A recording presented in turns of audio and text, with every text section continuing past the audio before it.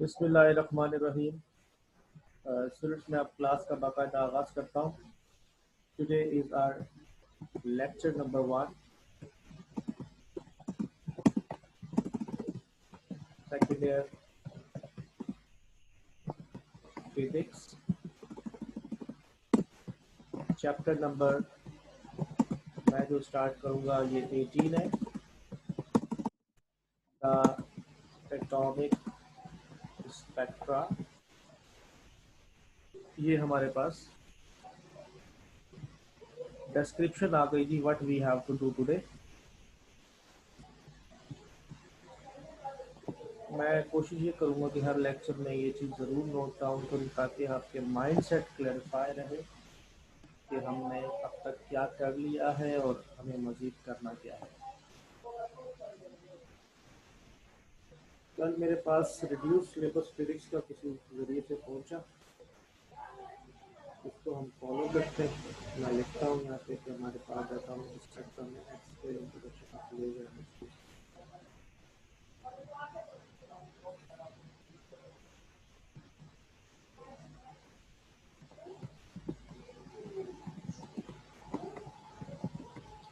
Reduced syllabus में आपके पास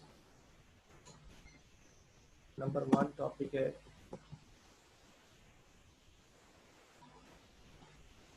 Bohr's model for hydrogen atom.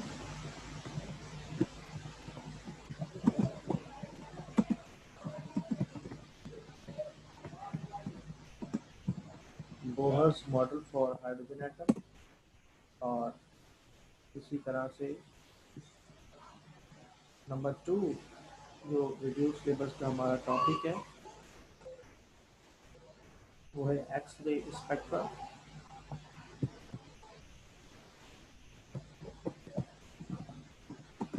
X-ray spectra. और नंबर 3 हमारे पास जो टॉपिक है वो है introduction to laser and its principle. ये 3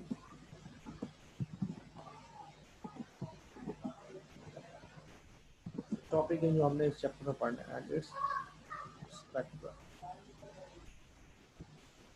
introduction to laser and its types. Okay, ये वो तमाम टॉपिक्स हैं जो कि हमको इस चैप्टर में पढ़ने हैं। रिड्यूस सिलेबस को बार बार हमने रिपीट करना है, जहन में रखना है, क्योंकि बगैर रिड्यूस सिलेबस को फॉलो किए हम कभी भी अपने टारगेट्स को अचीव नहीं कर सकते। ये जो फर्स्ट टॉपिक है Bohr's atomic model, first year की फिजिक्स के साथ इसका कनेक्शन है। इसी तरह एक्सरे भी फर्स्ट ईयर की फिजिक्स के साथ कनेक्टेड है। इसी तरह से लेजर में भी कुछ कॉन्सेप्ट्स ऐसे आएंगे जो कि केमिस्ट्री से सपोर्ट करते हैं। बेटे, सबसे पहले आपको ये जहन में रखना होगा कि हमारे पास फर्स्ट ईयर केमिस्ट्री का कुछ पोर्शन सेकेंड ईयर फिजिक्स में है, और मैं वहीं से स्टार्ट इसलिए लेता हूं ताकि बच्चों को इसमें आसानी रहे। और आप सब भी बहुत बेहतर महसूस करेंगे जब मैं ये चैप्टर पढ़ाना शुरू करता हूँ। चैप्टर नंबर 11 जो आपका हीट का है, उसमें भी मामला यही है कि मोस्टली चीज़ें केमिस्ट्री से रिलेटेड है। और चैप्टर नंबर 12 से लेकर 15 तक प्योर आपकी इलेक्ट्रॉनिक्स है, इलेक्ट्रिसिटी एंड मैग्नेटिज्म है। तो मैं उसे बिल्कुल एंड में डिस्कस करूंगा।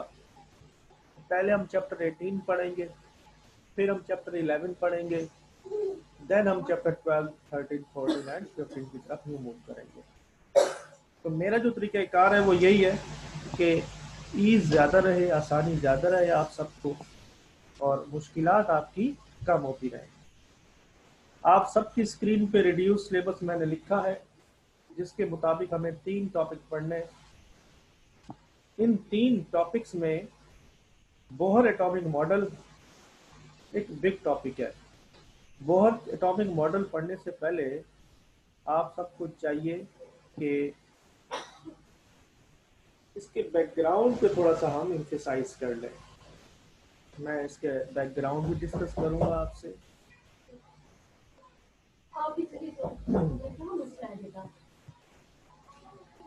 इसका मैं बैकग्राउंड भी डिस्कस करूंगा और आगे हम इसको कनेक्ट करेंगे आज के टॉपिक के साथ।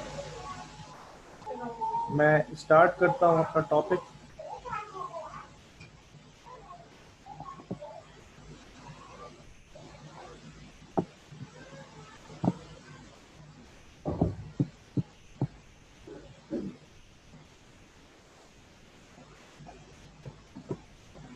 बोहर्स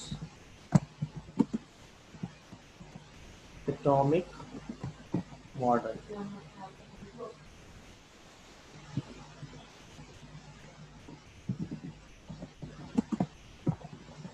बोहर्स एटॉमिक मॉडल, ये मेरा आज का मेन टॉपिक है। मैं इसी को मेन हेडिंग देता हूँ ताकि चीज़ें और अच्छे से आपको नज़र आ सके।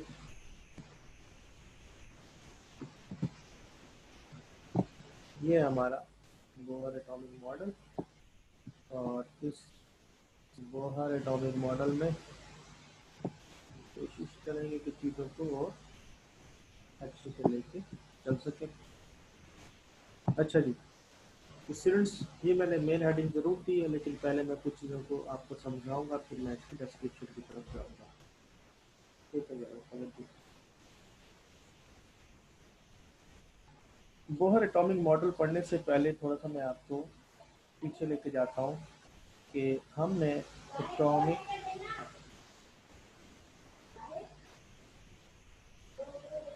एटॉमिक मॉडल हमने डिस्कस किए हुए हैं फर्स्ट ईयर की केमिस्ट्री में।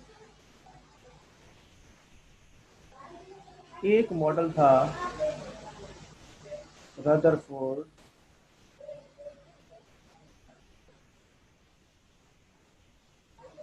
Atomic model.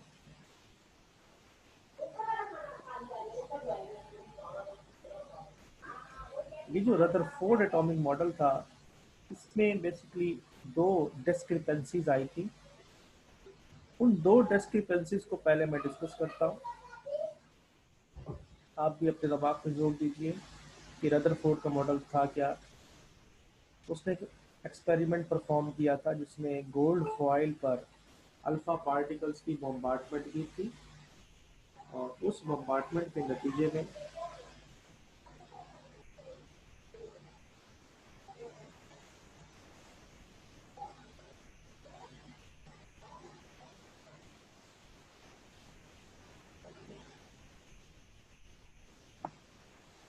Sir network issue है सर, क्लास की वीडियो रिकॉर्डिंग स्टार्ट से कीजिएगा, बट मेरे पास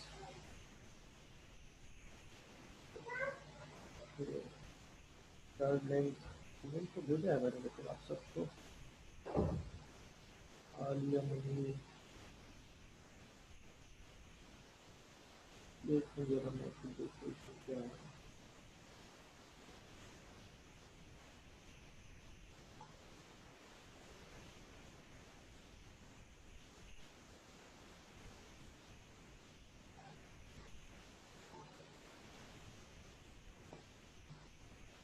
शायद मैं नहीं भेज दिया, अभी कुछ मेरा जो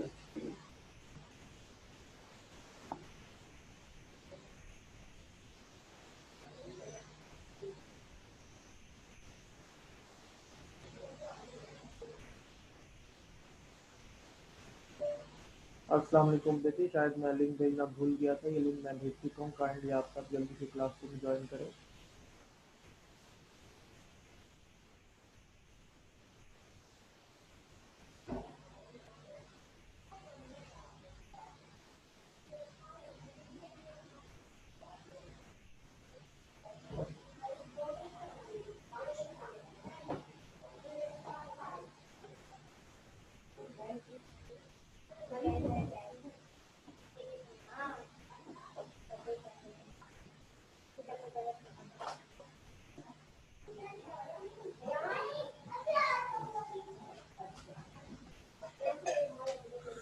okay, most of you I think have join. अच्छा बेटे, यहाँ पे जो रदरफोर्ड एटॉमिक मॉडल था उसके मुताबिक ये था कि एटम का मैक्सिमम जो पोर्शन है वो खाली है, और उसने ये बता दिया था कि नेगेटिवली चार्ज पार्टिकल है जो कि न्यूक्लियस के गिर्द सर्कुलेट कर रहा है। ये वो मॉडल की थोड़ी सी मैं डायग्राम बना दूँ कि सेंट्रल पार्ट हैवी है, रिजिड है, जिसमें पॉजिटिव पार्ट है और नेगेटिव पार्ट जो पार्टिकल है वो सर्कुलेट कर रहा है, कंटिन्यूसली सर्कुलेट कर रहा है, ये रदरफोर्ड ने कहा था। फिर इसका जो हमने डिफेक्ट पैदा किया था वो यही था कि एक थ्योरी है जिसका नाम है क्लासिकल वेव थ्योरी। ये जो क्लासिकल वेव थ्योरी है,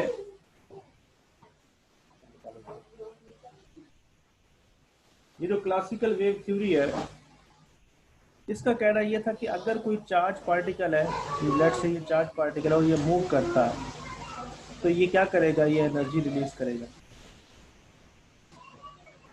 अगर तो इलेक्ट्रॉन चार्ज पार्टिकल है, अगर इलेक्ट्रॉन चार्ज पार्टिकल है और वो भी मूव कर रहा है तो इसको भी एनर्जी रिलीज करनी चाहिए। और एनर्जी रिलीज जैसे जैसे ये करेगा, ये स्पाइरली मूव करेगा, finally it will fall into nucleus. Electron को न्यूक्लियस में गिर जाना चाहिए, जो कि नहीं गिरता। इस वजह से हम कहेंगे कि इलेक्ट्रॉन चूंकि नहीं गिर रहा है इसमें, तो क्लासिकल वेव थ्योरी या तो गलत है या रदरफोर्ड गलत है। तो नतीजा ये निकला कि रदरफोर्ड गलत है, ये थ्योरी अपनी जगह पे दुरुस्त है। इलेक्ट्रॉन के केस में जब इलेक्ट्रॉन ऑर्बिटिंग करता है around the nucleus, it never release nor absorb energy. ये वो बात थी जो कि बोहर ने की। मैं दोबारा से इस बात को करेक्ट करता हूँ, और करें मैं क्या कह रहा हूँ कि दरअसल रदरफोर्ड ने जब कहा कि electron negatively charge particle nucleus को सर्कुलेट कर रहा है, ऑर्बिटिंग कर रहा है, और ये चार्ज पार्टिकल कंटिन्यूसली मूव कर रहा है, ऑब्जेक्शन लगाया क्लासिकल वेव थ्योरी में कि अगर ये चार्ज पार्टिकल मूव कर रहा है तो इसको एनर्जी रिलीज करनी पड़ेगी। अगर इलेक्ट्रॉन एनर्जी रिलीज करेगा तो ये सर्कल में नहीं, सांप की तरह स्पाइरल मूव करते हुए फाइनली न्यूक्लियस में गिरना चाहिए। क्योंकि ये न्यूक्लियस में नहीं गिरता, इसका मतलब यह है कि कोई बात ऐसी है जो आपके इल्म में नहीं है।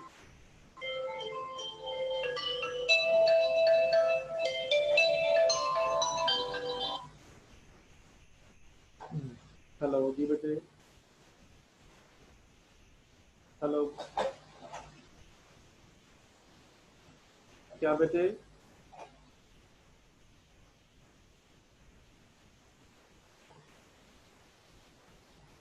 आप आपका बेटे नेट नेट वीक है आपका।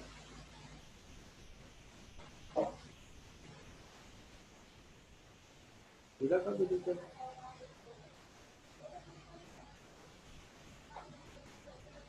कल मेरे साथ भी यही इशू था, इस वजह से मैं स्टार्ट नहीं कर सका। उनको कहो कि अपना से मैं वीडियो रिकॉर्ड कर रहा हूँ। हाँ हाँ कर रहा हूँ।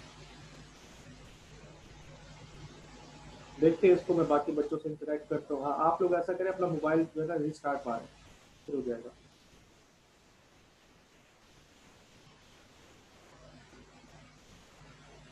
कुछ स्टूडेंट्स को इशू हो रहा है।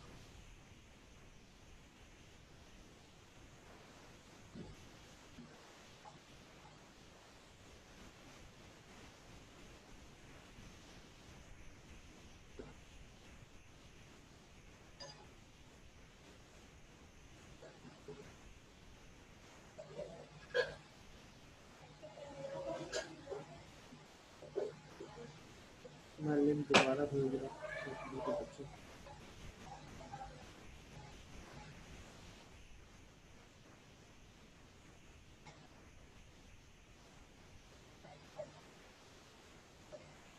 एक मिनट बेटे, आप लोग वेट करेंगे, मैं लिंक कोशिश करता हूँ स्टूडेंट्स को दोबारा भेजूँ जिनको इश्यू हो रहा है, तो क्लास अटेंड करना चाह रहे हैं। मैं ज़रा आप लोगों से बात भी करता हूँ म्यूट करके।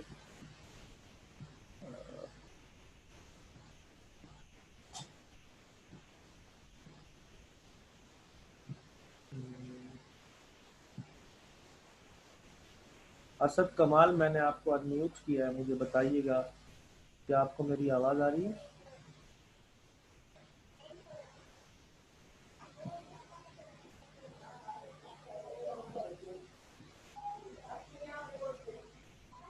आरिफ सफदर, आरिफ सफदर,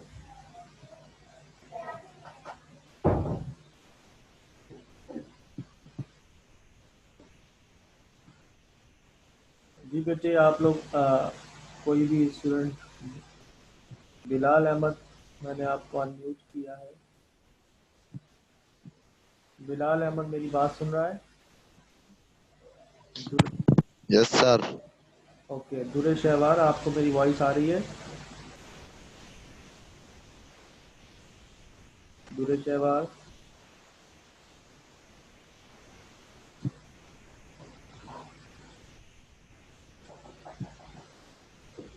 मोमिना शेख, मेरी वॉइस क्लियर है आपको? Yes sir. ओके, क्यों कुछ स्टूडेंट्स को इशू हो रहा, मेरी समझ से बाहर है। चलो मैं क्लास कंटिन्यू कर रहा हूँ। ओके जी, दोबारा इधर तवज्जो दें। मैं आपसे ये अर्ज कर रहा था कि रदरफोर्ड के एटॉमिक मॉडल में दो डिफेक्ट्स थे। उनमें से एक डिफेक्ट ये पाया गया, जो कि ऑब्जेक्शन लगाया था क्लासिकल वेव थ्योरी में, कि इलेक्ट्रॉन अगर चार्ज पार्टिकल है और कंटिन्यूसली सर्कुलेट कर रहा है तो इस इलेक्ट्रॉन को एनर्जी रिलीज करनी चाहिए। बट ये एनर्जी रिलीज नहीं कर रहा, इसकी कोई और रीज़न हो सकती है। जब इसी को इन्वेस्टिगेट किया गया तो बोहर ने अपना एक एटॉमिक मॉडल पेश किया, जिसको मैं यहाँ जिक्र करने अब जा रहा हूँ। ठीक है जी।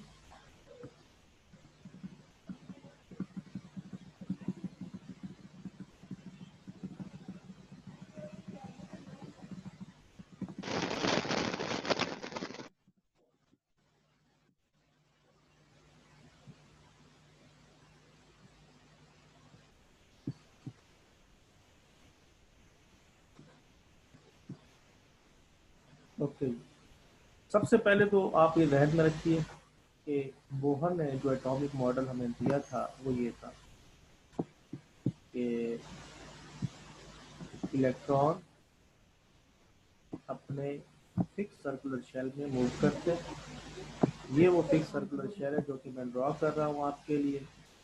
एक है पहला, फिर दूसरा, फिर तीसरा, और इसके बिल्कुल सेंटर में, बिल्कुल सेंटर में इस जगह पे न्यूक्लियस मौजूद होगा। ये हमारा पहला शेल है, ये हमारा दूसरा शेल है, और ये हमारा तीसरा शेल है। पहले शेल की जो एनर्जी है वो E1 होती है, दूसरे की एनर्जी E2 होती है, और तीसरे की एनर्जी E3 होती है। बोहर एटॉमिक मॉडल में जो सबसे पहला पॉइंट है वो ये है कि जब कोई इलेक्ट्रॉन फिक्स सर्कुलर ऑर्बिट में मूव करता है तो वो किसी किस्म की एनर्जी को ना एब्जॉर्ब करेगा ना रिलीज करेगा। ये हमारा पहला पॉइंट है। पोस्टुलेट्स में जो पहला पॉइंट है वो यही है कि when an electron revolves in a fixed circular orbit, it never release or absorb energy. ये पहला पॉइंट है। अब देखो, इस पहले पॉइंट पे वो ऑब्जेक्शन जो कि पहले चल रहा था वो तकरीबन एंड हो सकता है। पहला ऑब्जेक्शन था क्या कि इलेक्ट्रॉन अगर फिक्स सर्कुलर शेल में मूव कर रहे हैं तो उसे एनर्जी रिलीज करनी चाहिए, क्योंकि क्लासिकल वेव थ्योरी का कहना यह है कि चार्ज पार्टिकल जब मूव करते हैं तो वो एनर्जी को रिलीज करेंगे। बोहर ने कहा कि इलेक्ट्रॉन जब रिवॉल्व करता है फिक्स सर्कुलर शेल पे वो ये एनर्जी रिलीज नहीं करता, ना ये रिलीज करेगा और ना ही ये एनर्जी को एब्जॉर्ब करेगा। ये पहला पॉइंट ही उस ऑब्जेक्शन को नल एंड वॉइड कर देगा। अच्छा, पहला पॉइंट साथ साथ हमें ये भी बता रहा है कि जिसे हम शेल या ऑर्बिट कहते रहते हैं, ये हमारे लिए एनर्जी लेवल है। electron revolves in a fixed circular orbit या शेल या एनर्जी लेवल। ये हमारा दूसरा पॉइंट है कि इलेक्ट्रॉन जो है वो फिक्स शेल में मूव करते रहते हैं और इस दौरान वो किसी किस्म की कोई एनर्जी को रिलीज या एब्जॉर्ब नहीं करेंगे। तीसरी बात, when an electron absorbs energy it jumps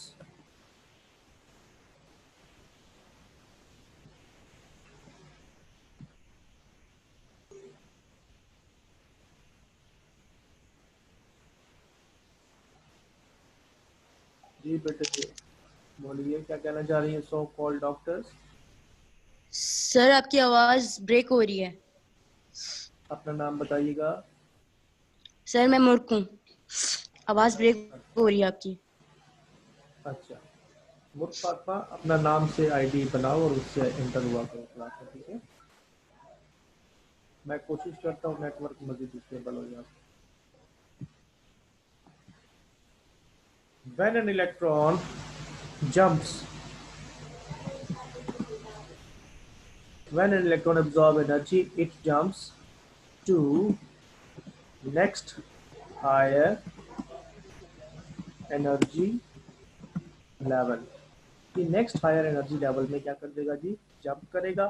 कब करेगा, जब ये एनर्जी को एब्जॉर्ब करता है। यानी अगर वो N1 में मौजूद होगा तो N2 में चला जाएगा, N2 में मौजूद होगा तो N3 में चला जाएगा, अगर N3 में होगा तो N4 में चला जाएगा। यानी नेक्स्ट हायर में उसे जंप करना ही होगा अगर वो इलेक्ट्रॉन एनर्जी कहीं से एब्जॉर्ब कर रहा है। इसकी अपोजिट भी हो सकता है। Number 4 point, when an electron releases energy it jump down to lower orbit।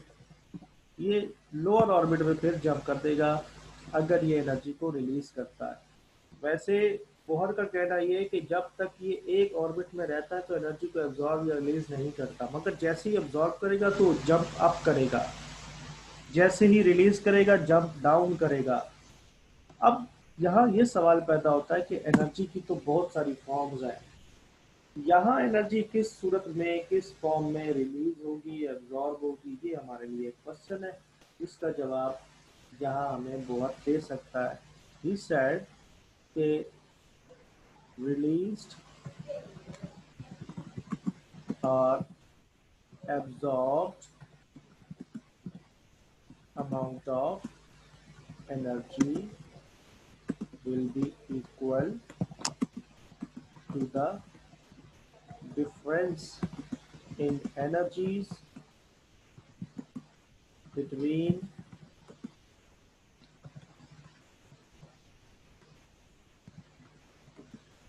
two orbits या एनर्जी लेवल्स।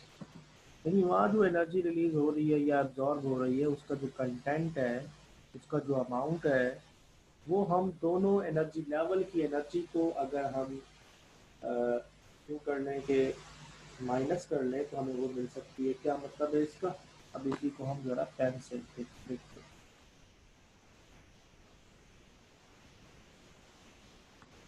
इसके कहने का ये मतलब है कि डिफरेंस ऑफ एनर्जी यानी डेल्टा ई, अगर डेल्टा ई निकालेंगे तो हायर एनर्जी में से लोअर एनर्जी को हम माइनस करेंगे। लेकिन याद रहे कि डेल्टा ई की वैल्यू प्लैंक्स थ्योरी कहती है वो एच न्यू के बराबर है। तो एच न्यू में तो एच तो प्लैंक्स कांस्टेंट है,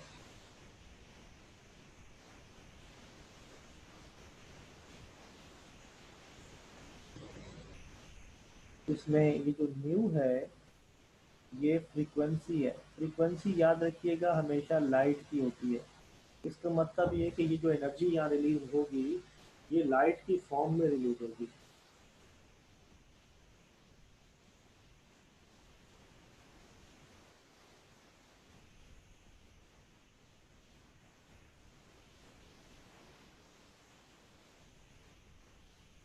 अच्छा गर्ल्स, मैं क्लास को यहाँ एक टॉपिक मुकम्मल कर लूँ, देन मैं अगेन लिंक भेज रहा हूँ ताकि दोबारा सब ज्वाइन हो जाए। ठीक है, 2-4 मिनट आप वेट करें, एक टॉपिक में मुकम्मल कर रहा हूँ, इसकी वीडियो आप सबको मिल जाएगी। देन मैं अगेन कनेक्ट करता हूँ क्लास को।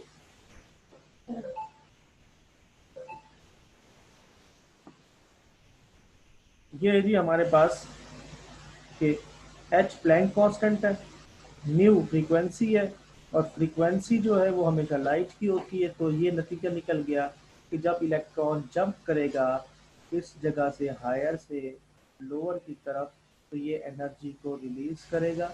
ये वो रिलीज एनर्जी है जो कि मैं आपको बना के दे रहा हूँ, जिसकी वैल्यू डेल्टा ई के बराबर होगी, और ये E2 माइनस E1 के बराबर होगी। और यही बात प्लैंक्स ने कही कि ये एच न्यू के बराबर होगी। और अगर मैं इसको कंबाइन कर लूँ तो मैं यूँ भी इसे कर सकता हूँ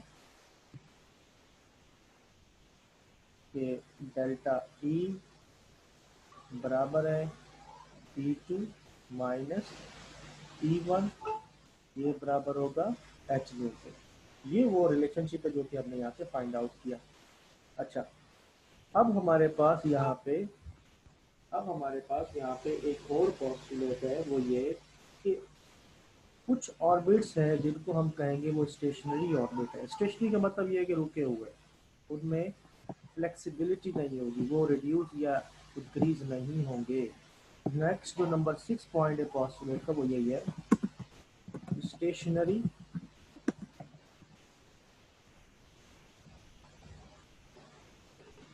stationery orbits are those orbits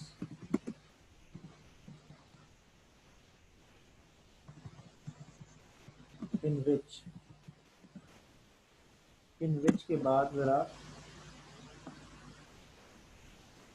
ये ध्यान में रखिएगा,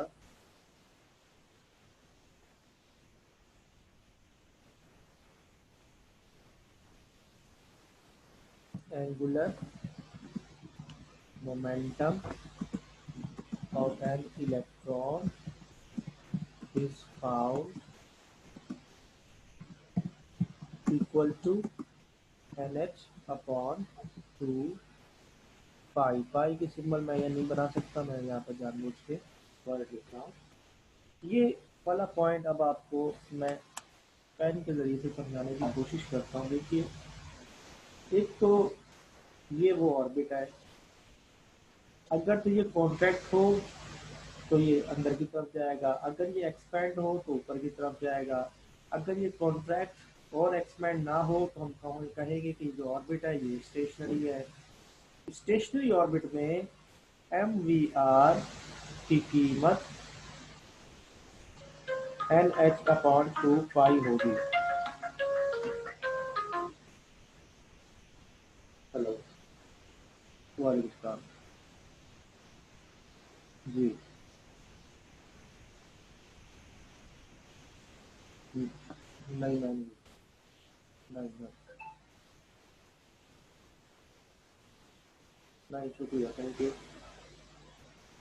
अच्छा जी, ये मैं MVR जो NH/2 पाई है, ये हमारे पास एक रिजल्ट है जिसको हम आगे डेरिवेशन में इस्तेमाल करेंगे। तो काइंडली आप सब दोबारा से रिकनेक्ट होने के लिए तैयार हो जाए। मैं अपनी क्लास को यहाँ रोक रहा हूँ, एक और लिंक मैं आप सबकी तरफ भेज रहा हूँ, तो उस लिंक में आप दोबारा से ज्वाइन करें। एक तो हमारी टाइम लिमिट भी कम है, दूसरा कुछ स्टूडेंट जो है वो प्रीवियस लिंक से ज्वाइन कर नहीं पाए, तो उन तक इसकी वीडियो वगैरह मैं भेज दूंगा, और इंशाल्लाह फिर हम आगे कंटिन्यू करते हैं। जाना कहीं नहीं है आपने, दोबारा से आप आइए, क्लासरूम ज्वाइन करें। Thank you.